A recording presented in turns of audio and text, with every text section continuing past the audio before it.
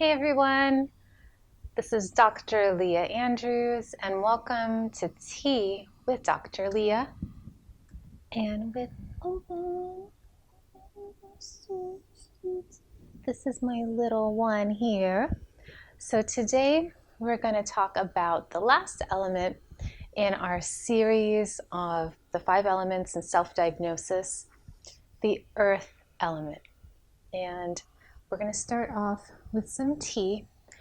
For earth, I want to make sure I really want to make sure that we are I'm taking care of your needs and we are not taking too long with the video. I know some of the videos have been a little long. So are you comfy, sweetie? I want to make sure your blinky's nice and comfy here. So we're going to have today some pu'er tea. Pu'er, I think, is a great choice for earth because it's very earthy. And a lot of times they'll come in these cakes that are aged. You can have what they call a ripe pu'er, which is really earthy, and it has been, it's gone through a process where it kind of speeds up the aging and it keeps for a long time. And you don't have to actually age it. It speeds up the fermentation and you don't have to age it. This is a raw pu'er cake, and this particular one is using Burmese mountain tea leaves that are a little bit cleaner, and they have been fermented in the natural way. They package them like this and they put them in bamboo leaves to store. So they pick up a little bit of that bamboo kind of aftertaste, and over time they develop this really earthy kind of complex flavor.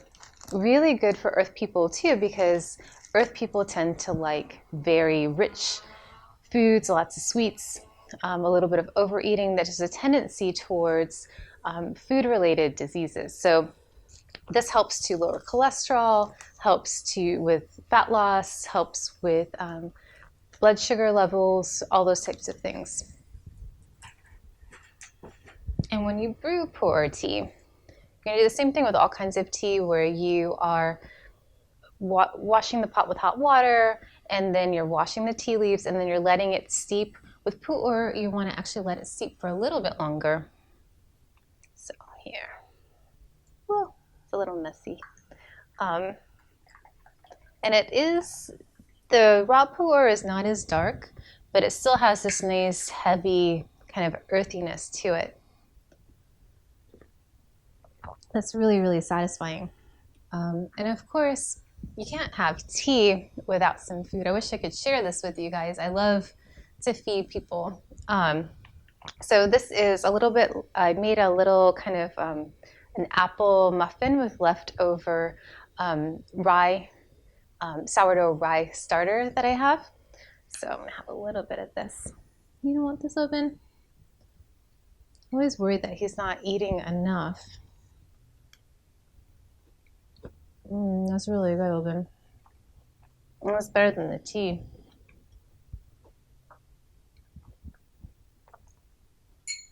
Let me see here.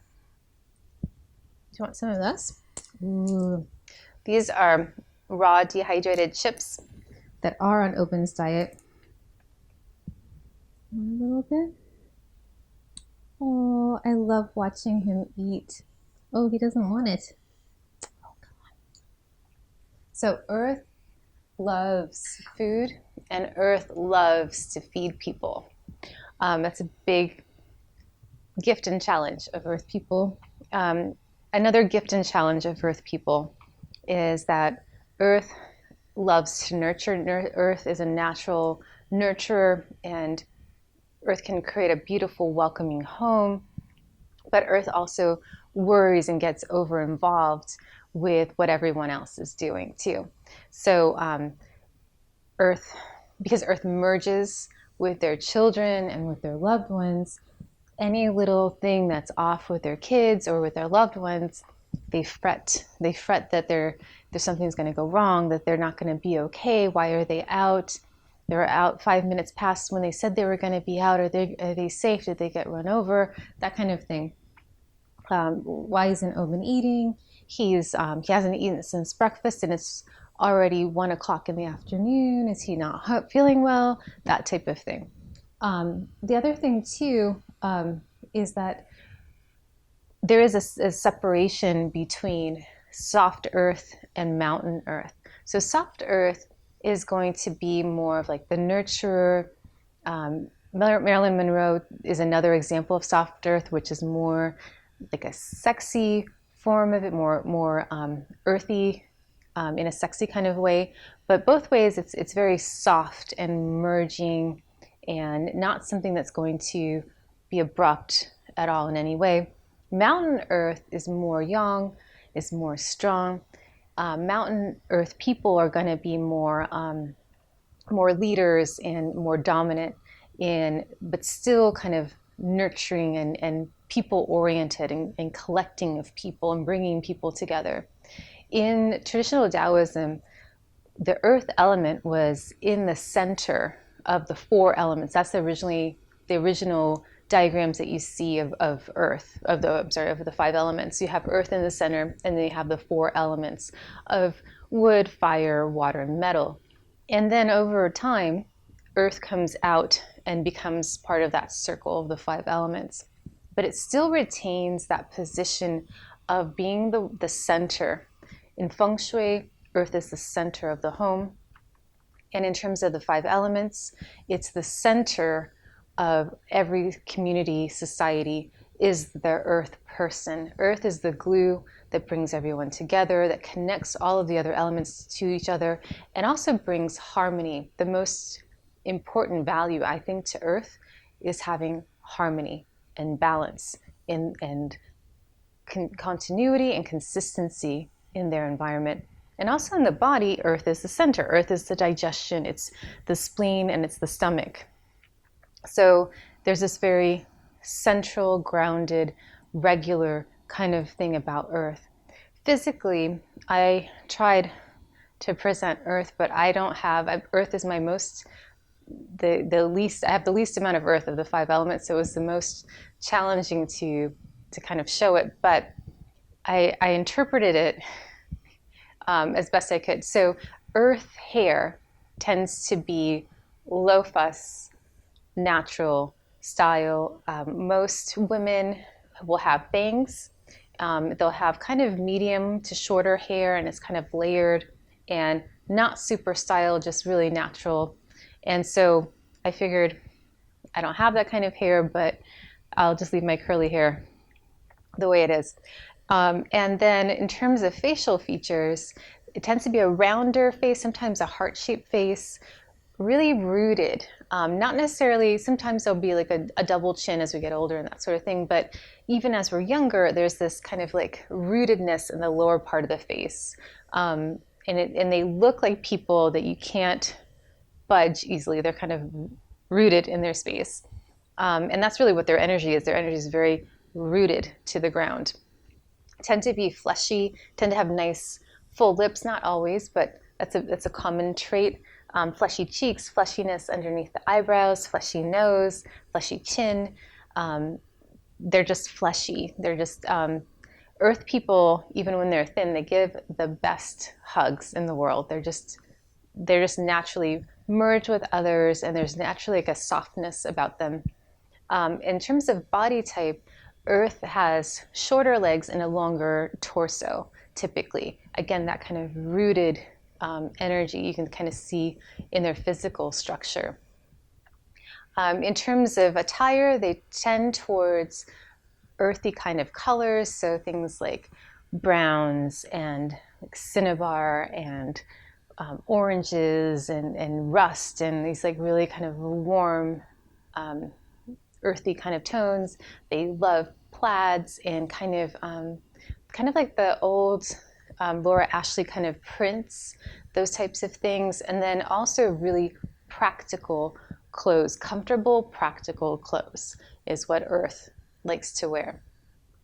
In terms of jewelry, they love sentimental kind of jewelry. So I have on here earrings that my mom used to wear back in the 60s. She gave these to me. And they also have a little bit of an earth tone to them. So that's why I chose them today. And then I got some copper bangles that have a real earthy kind of tone to them. Earth people love very like folk art and crafts and that sort of thing. So things that like bracelets that they can make themselves, or that are like traditional, maybe made by some tribe somewhere, things like that, that someone else's crafts, I guess, kind of thing. That's something that Earth really appreciates. Things with meaning and story and connection, those are things that Earth is going to prefer. And Earth, even soft Earth, is not in any way weak. So soft Earth is not domineering or dominant, but it's also really immovable. Good luck moving an Earth person, soft or mountain Earth, who doesn't want to budge on something. They can be extremely, extremely stubborn. When they decide that they're not going to move, good luck. So soft Earth is more, wants to create harmony, but then they're not, if they feel strongly about something, they're not going to budge easily. Mountain Earth is going to be more aggressive.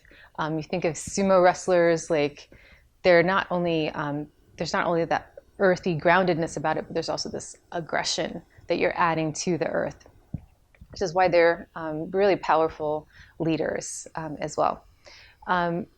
Earth is also really drawn to collecting people and collecting other items, and especially collecting plants.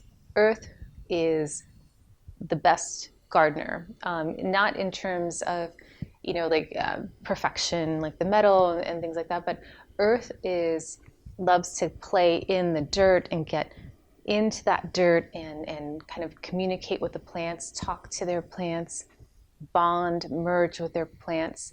Earth will create a garden no matter where they are. Earth loves to garden. And typically, more than flowers tend to be more of a fire element, but Earth tends to prefer vegetable gardens. I mean, they'll have every kind of garden, but they definitely have a pretty big, consistent vegetable garden. That's really, really important. So this whole thing about feeding and food, feeding themselves, feeding others, and having that be the connection with their family, with their community too. They're phenomenal networkers.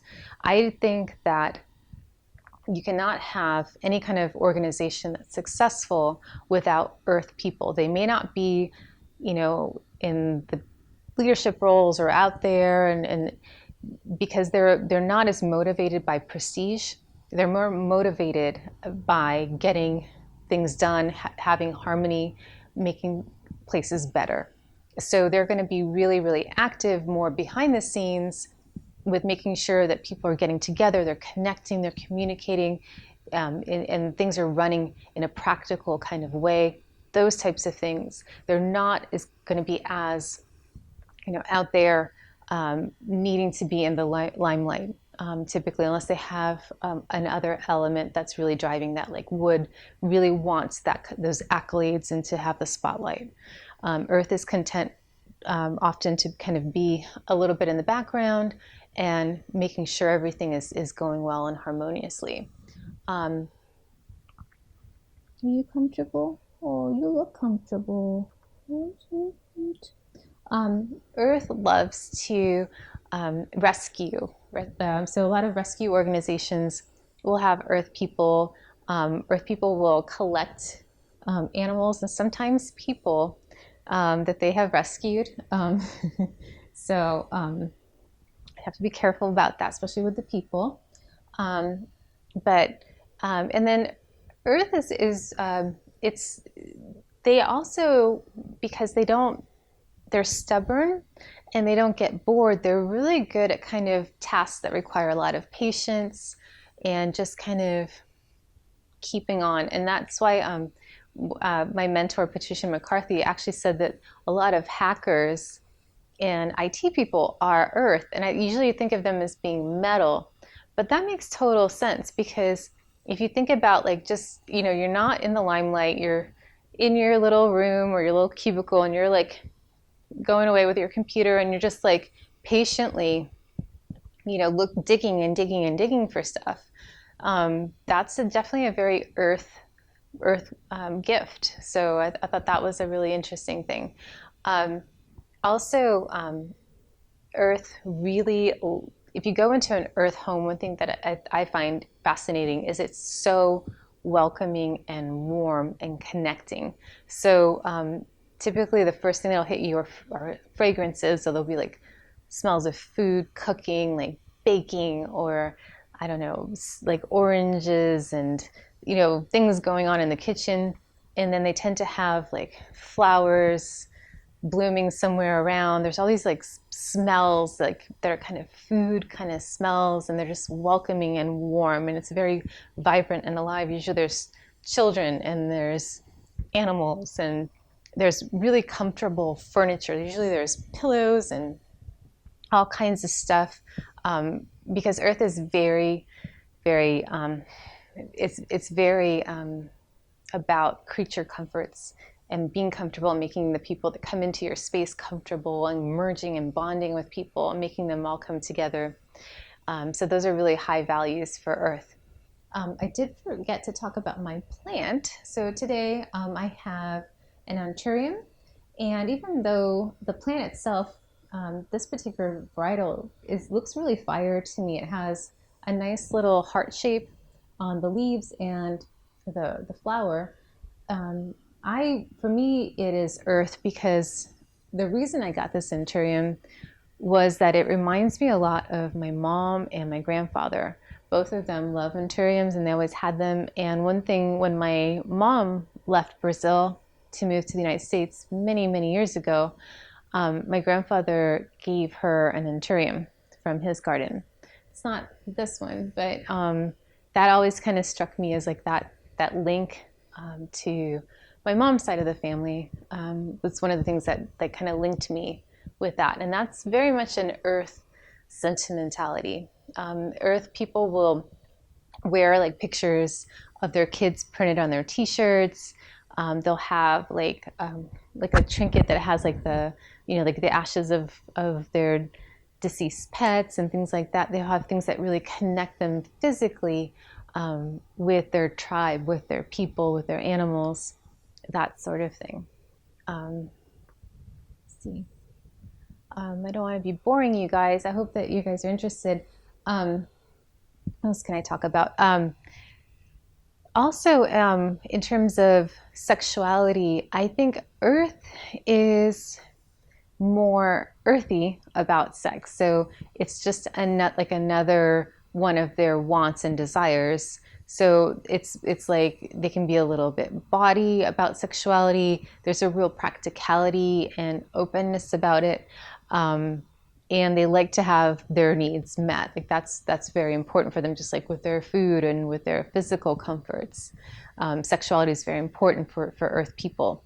One thing with soft Earth that is interesting though, sometimes there's a transition that happens after soft Earth women have children, where they use all of that nurturing energy goes from connecting with their partner to nurturing and connecting with their children. And so there's a change from like the sexual energy gets kind of used up by all of their nurturing, mothering energy. And so they really change from like this kind of sex goddess role to like this real earth mother kind of role. Doesn't always happen, but that is kind of a tendency that tends to happen because Earth really owns both of those spaces. And I know they seem kind of contradictory in our culture, but it's part of that practicality, that earthiness, being in this world and connecting. They both fit in with that. I think for the meditation today, I wanted to do something with boundaries, because boundaries are an issue for soft Earth. Soft Earth merges so much with others that they really have a hard time having their own boundaries in their own space, having a separation from them and others. Mountain Earth is better at having those boundaries. Okay, sweetie. So I'm gonna go ahead and just relax wherever you are. Get nice and comfy. You can be laying down or you can be sitting. It doesn't really matter. And go ahead and close your eyes. A little further. thirsty. I'm gonna drink some more of my tea.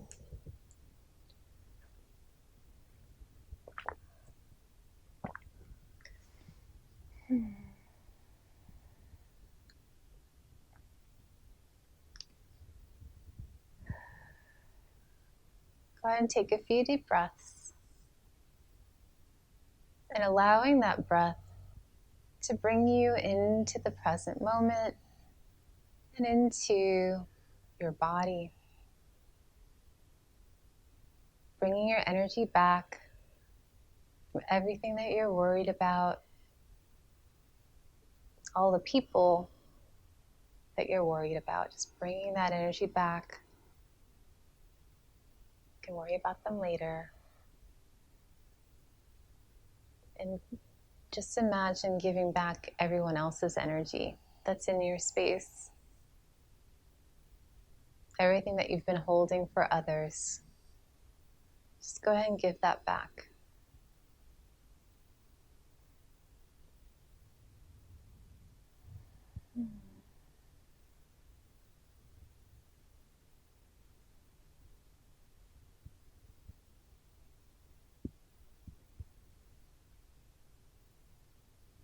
And imagine this beautiful golden light all around you, like a bubble, protecting but also loving and nurturing you, enveloping you, loving you, keeping you safe, watching over you.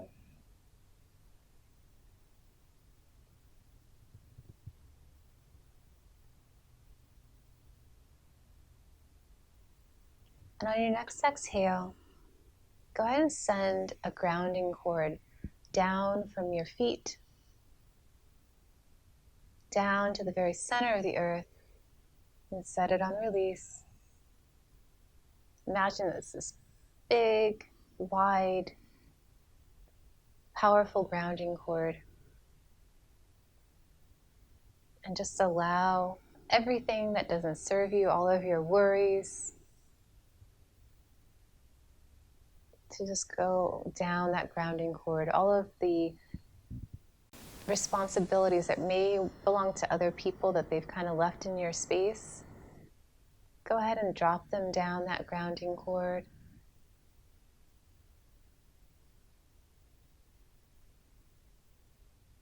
And go ahead and ground that sphere around your body.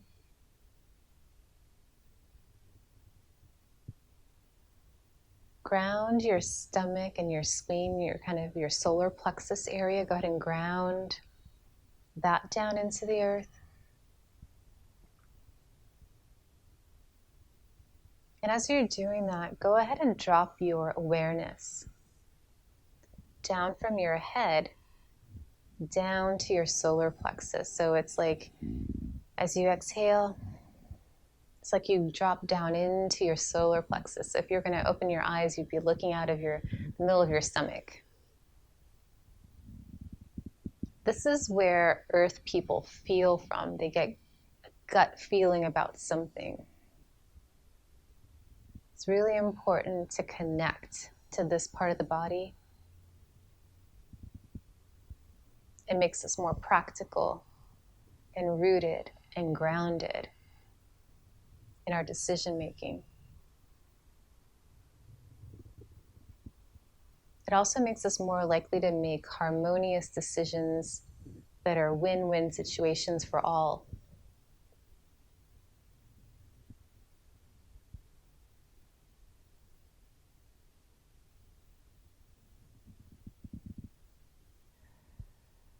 And go ahead and release anything that you've accumulated in your solar plexus, any undigested thoughts and feelings. Go ahead and let them go down that grounding cord and out of your space.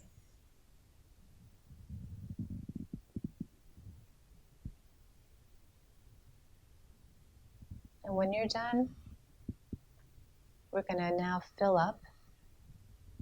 Imagine this big, beautiful golden sun above your head. And go ahead and bring that down from the top of your head and distribute that warming, loving energy down from top of your head, your neck, your shoulders, your torso, your arms, your hips, your legs, down to your toes.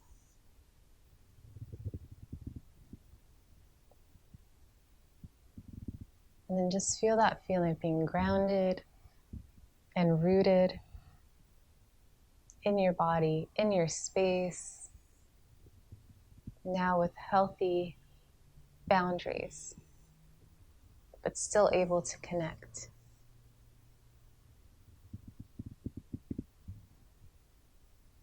And when you're ready, gently open your eyes.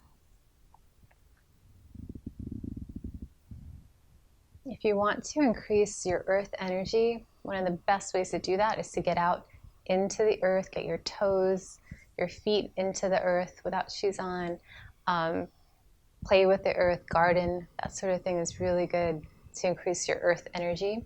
Also connecting and reaching out to people, not in this kind of scattered fire type of way, but in a way that you're reaching out to really connect and bond and nurture and give to others.